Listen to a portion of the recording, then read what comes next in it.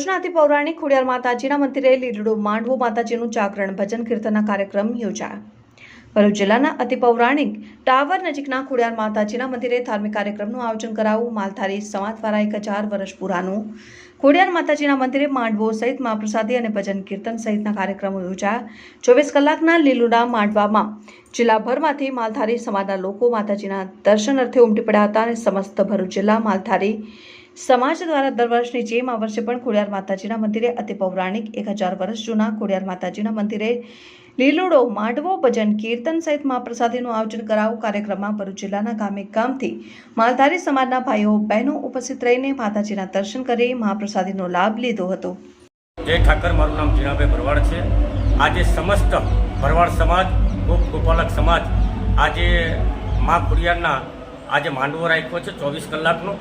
ઘણા વર્ષોથી આ ભરૂચની અંદર રા નવગણ અહીં નાના હતા ત્યારે આવ્યા હતા અને ત્યારે રા નવગણને ભરવાડ સમાજે પોતાનો ભાણિયો માની અને મોટા કર્યા હતા.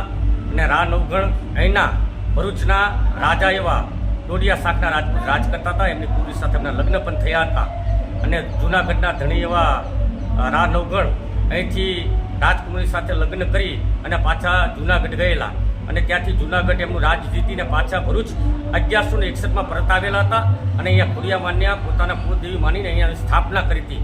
આદિકાળથી આ ભરવાડ સમાજ આ ખોડિયાર માતાનું હંમેશા મંદિરના કામમાં ધ્યાન આપે છે અને હંમેશા આ મંદિરના દર વર્ષે આ મંદિરની અંદર દર વર્ષે એક લીલુડો માંડવો કરે છે. 24 કલાકનો માંડવો હોય છે જેમાં સંતવાણી ડાક ડમરૂ ભજનનો કાર્યક્રમ હોય છે અને આ 24 કલાક મહાપ્રસાદીનો પણ કાર્યક્રમ હોય છે.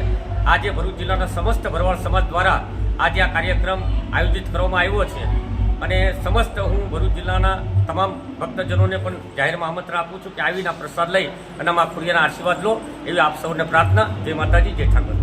इस वीडियो को लाइक करें, हमारे चैनल को सब्सक्राइब कर बेल आइकन जरूर प्रेस करें हमारी न्यू वीडियो सबसे पहले देखने के लिए.